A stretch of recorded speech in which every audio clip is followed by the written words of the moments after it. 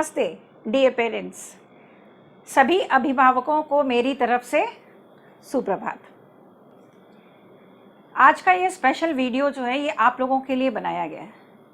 उतने सारे वीडियोस बनाने पर सभी में कुछ ना कुछ क्वेरीज आई थी। वो सारे क्वेरीज का आंसर लेकर हम इस पर्टिकुलर वीडियो में आए हैं। सारे क्वेरीज पेरेंट की तरफ से थे, बच्चों की तरफ से तो कुछ नहीं था, सब बच्चे खुश हैं। पर आप पेरेंट्स की तरफ से जो भी क्वेरीज हैं, मुझे लगा रीजनेबल क्वेरीज हैं।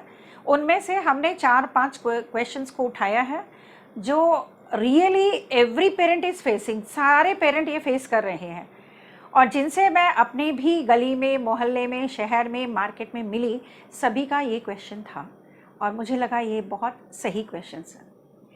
आपको जैसे पता है कि लॉकडाउन ख़त्म हो गया और अब अनलॉक 1 स्टार्ट हुआ है जिसमें बहुत रेस्ट्रिक्शंस हैं। उन रेस्ट्रिक्शंस में एक रेस्ट्रिक्शन ये भी है कि अभी तक स्कूल कॉलेज को खुलने नहीं दिया गया है।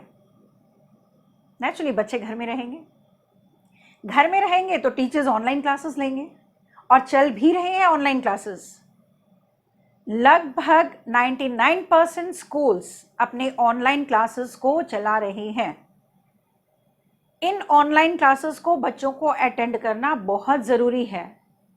बच्चे अटेंड तो कर रहे हैं, पर क्या ये उन बच्चों के लिए फ्रूटफुल है? नहीं है। अगर नहीं है तो कैसे हो सकता है फ्रूटफुल? इसमें आप, हम, टीचर्स और बच्चे, ये चारों कोने अगर मिल जाते हैं तो हमारा सही डिसीजन हो जाता है, तो हम उस राइट कंक्लूजन पर पहुंचते हैं।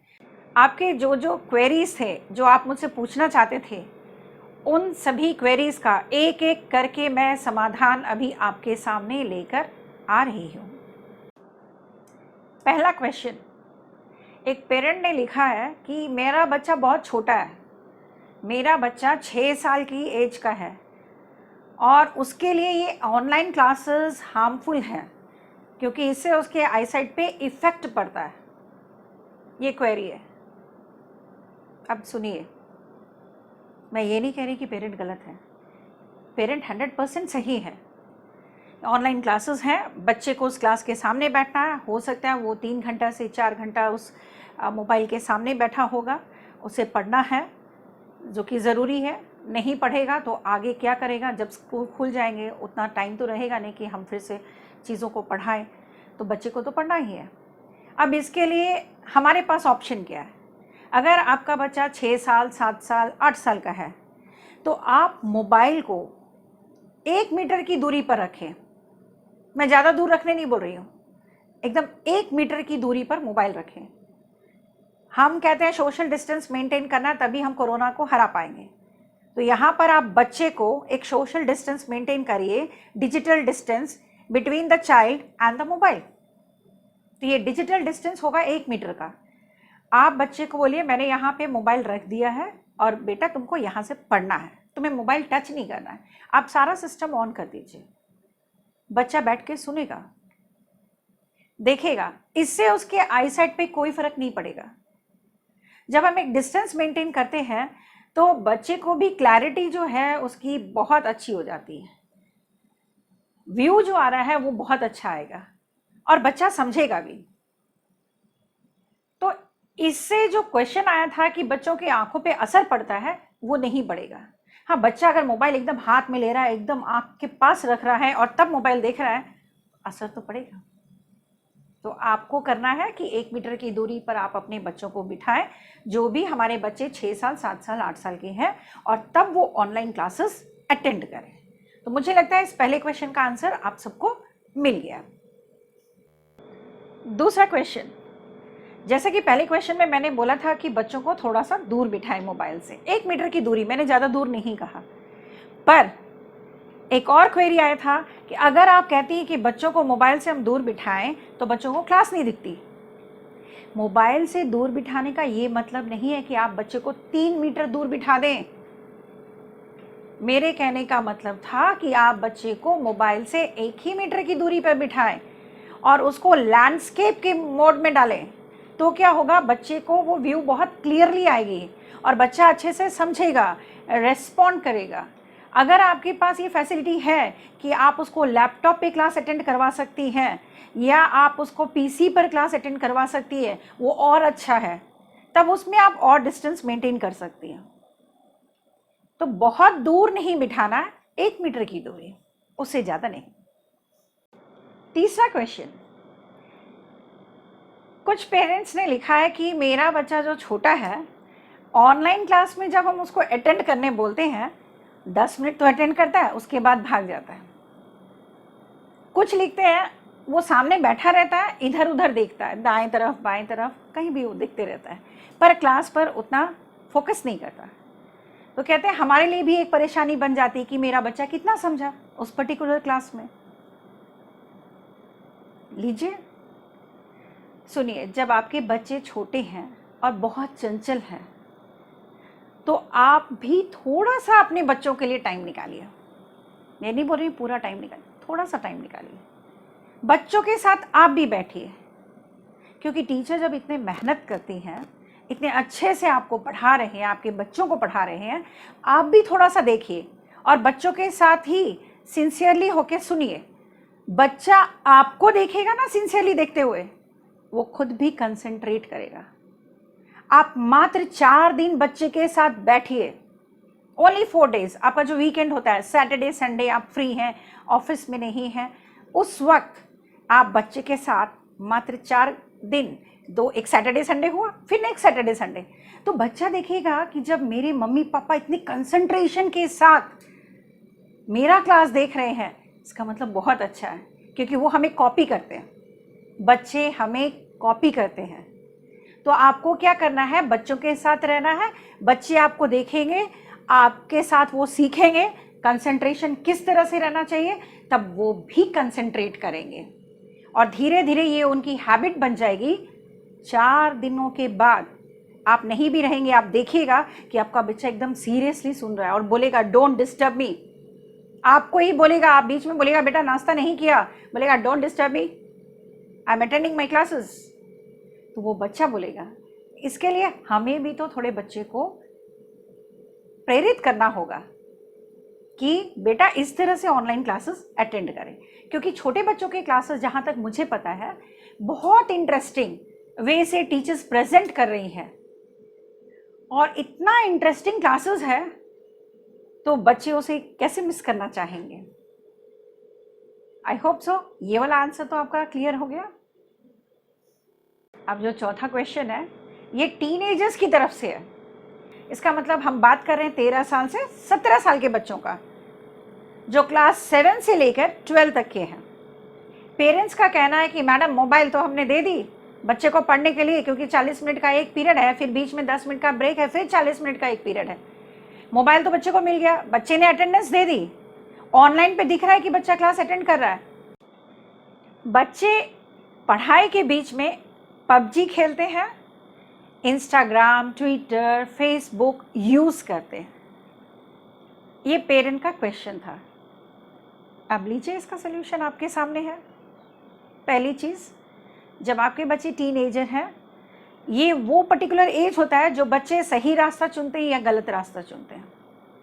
इस पर्टिकुलर एज में बच्चे को मॉनिटर करना बहुत बहुत बहुत ज़रूरी है। तो इस पर्टिकुलर एज के जब बच्चे होते हैं, ये बहुत स्मार्ट होते हैं, आपको और मुझे बुद्धू तुरंत बना देंगे। पर आप भी उनके माँ बाप हैं, हम भी उनके टीचर हैं, तो उनसे एक कदम तो आगे रहेंगे। आपको क्या करना है इस पर्टिकुलर टाइम में, जब उनका क्लास चलता है, आप देख लीजिए ऑनलाइन क्लास उसने एडप्ट कर ली, वो बैठ गया है, आप थोड़े से डिस्टेंस पर अलग जगह पर बैठ जाइए और थोड़ा सा उसको मॉनिटर करिए। मैं नहीं कहती पूरा काम छोड़ के बैठ जाइए, आप बीच में 5 मिनट के लिए उठिए। उस 5 मिनट में वो खेलने की कोशिश नहीं करेगा कि मैं पबजी खेलूं, उस 5 मिनट में वो इंस्टाग्राम, ट्विटर, फेसबुक नहीं चलाएगा। फिर आके आप बैठ जाइए, ठीक है। इस तरह से जब मॉनिटर करिएगा तो बच्चे को लगेगा मेरे पीछे मेरे पेरेंट्स हैं जो मुझे देख रहे हैं। दूसरी गलती जो हमसे होती है कि हम सोचते हैं कि बच्चा डिस्टर्ब हो जाएगा, तो जिस रूम में हम बच्चे को मोबाइल देते हैं पढ़ने के लिए, स्पेशली ये जो हमारे टीनेजर्स बच्चे हैं, उस रूम को हम बाहर से भी दरवाजे को सटा देते हैं, ये लगा देते हैं और सोचते हैं कि मेरा बच्चा डिस्टर्ब नहीं हो। यहीं पर हमारी पहली गलती होती है। क्या हम कुछ समय के लिए धीरे धीरे बातें नहीं कर सकते? क्या हम कुछ समय के लिए शांत नहीं रह सकते? क्या हम कुछ समय के लिए बच्चे के बगल में जाके नहीं बैठ सकते?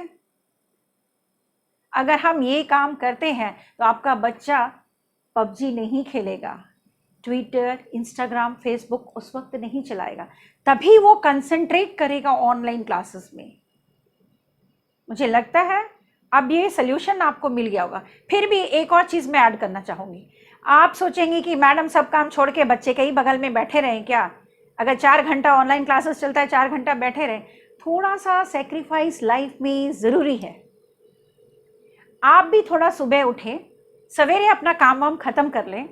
जब से क्लास शुरू होता है तो आपका जो मेन एंट्रेंस गेट है उस पर आप लॉक लगा दीजिए, मात्र 4 घंटों के लिए, कि कोई उस वक्त आए जाए नहीं। अगर कोई आ रहे हैं, बाहर में है, तो वो आपको फ़ोन करेंगे।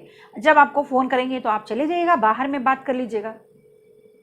कम से कम बच्चा को तो ये लगेगा कि मेरे पेरेंट्स मेरे लिए इतना कर रहे हैं, तो क्या मैं थोड़ा पढ़ाई नहीं कर सकता हूँ? पढ़ने लगेगा। लास्ट क्वेश्चन बहुत सारे पेरेंट्स की तरफ से आया कि ऑनलाइन क्लासेस में जो पढ़ाई हो चुकी है, जब भी स्कूल खुलेगा क्या वो दोबारा पढ़ाया जाएगा स्कूल में या नहीं? क्वेश्चन बहुत अच्छा है, very good question, but solution भी बहुत अच्छा है। देखिए, ऑनलाइन क्लासेस का मतलब है कि बच्चे का जो समय स्कूल में गुजरना था वो अब घर में गुजर रहा है। बच्चे को अगर हम पढ़ाएंगे नहीं तो बच्चा पढ़ाई से हट जाएगा धीरे धीरे, उसका मन पढ़ाई में नहीं लगेगा। वो सोचेगा जब स्कूल चल ही नहीं रहा तो मुझे पढ़ना क्यों है। तो ऑनलाइन क्लासेस के बहुत सारे फ़ायदे हैं। पहला एक कि अभी जिस बच्चे को जितना पढ़ना है वो मुझे उस पर्टिकुलर मंथ या टारगेट में पढ़ाना है, तो हर स्कूल में ये डिसाइड कर लिया गया है कि अप्रैल में जो पढ़ाना है आपने उसे अप्रैल में ख़त्म किया कि नहीं, मई में ख़त्म किया कि नहीं, जून वाला सिलेबस आप जून में पढ़ा रहे हैं कि नहीं।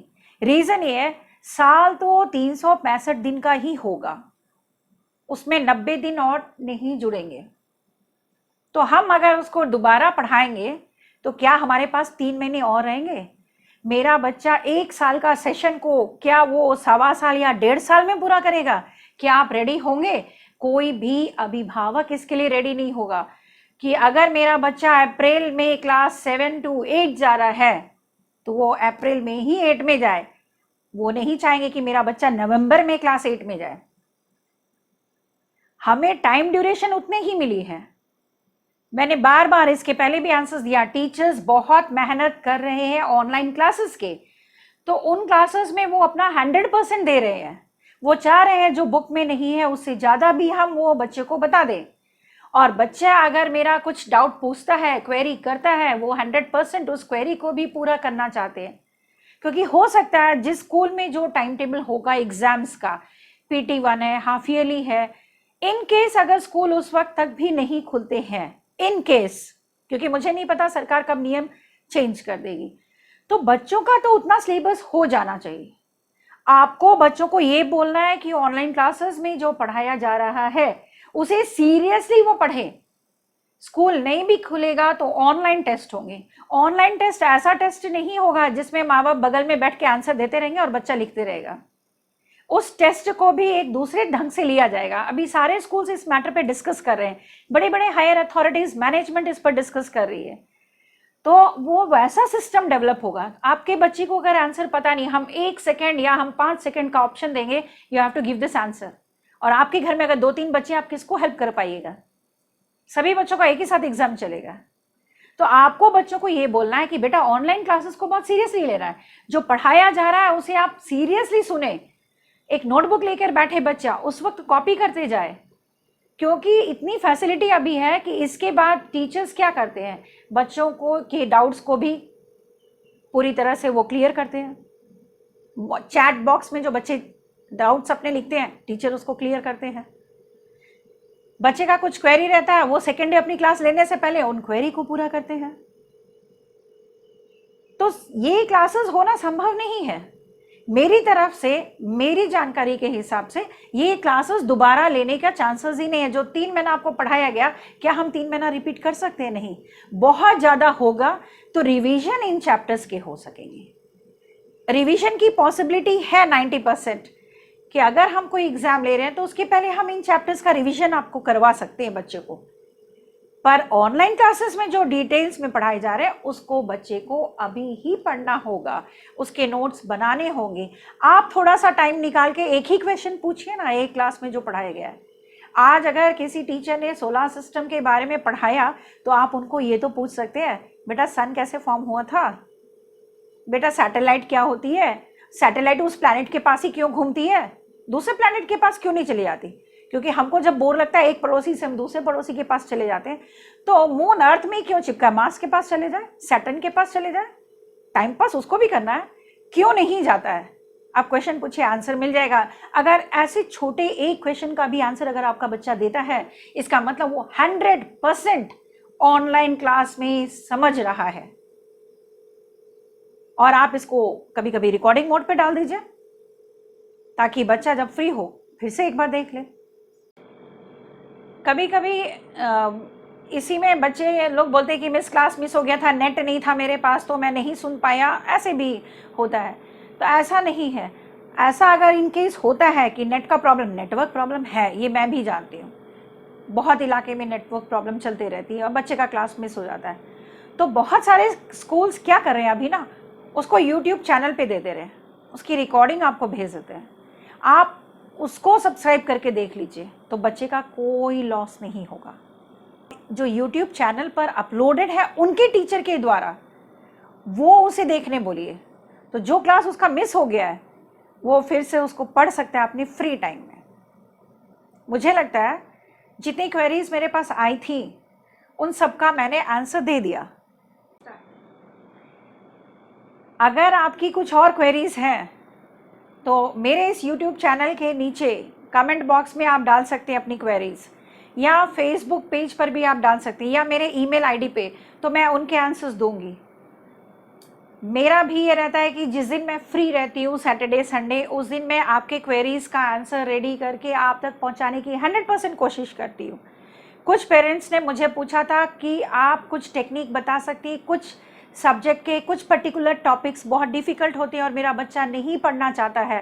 मैंने वो भी कहा था आप मुझे पर्टिकुलर टॉपिक, सेशन, सब्जेक्ट ऐसा लिख के दीजिए कि मेरे बच्चे को इसमें प्रॉब्लम है, इसका ईजी तरीका आप बताइए, तो मैं वो ईजी तरीका भी आपको बताऊँगी। वो ज़रूरी नहीं है कि आप इकोनॉमिक्स का पूछें, आप एसएसटी का पूछें, आप इंग्लिश का भी पूछ सकते हैं, मैथ्स का पूछ सकते हैं, साइंस का पूछ सकते हैं, टेबल्स पूछ सकते हैं। आपको जो भी चीज़ पूछना है वो आप मेरे कमेंट बॉक्स में ज़रूर डाल दें, मेरे फेसबुक पर डाल दें आप क्वेरीज, मेरे ईमेल आईडी पर डाल दें। जब मैं कलेक्शन कर लेती हूँ उसके बाद जो कॉमन क्वेश्चंस होते हैं, मैं उन कॉमन क्वेश्चंस को लेकर आपके सामने फिर आ जाऊँगी। Thank you.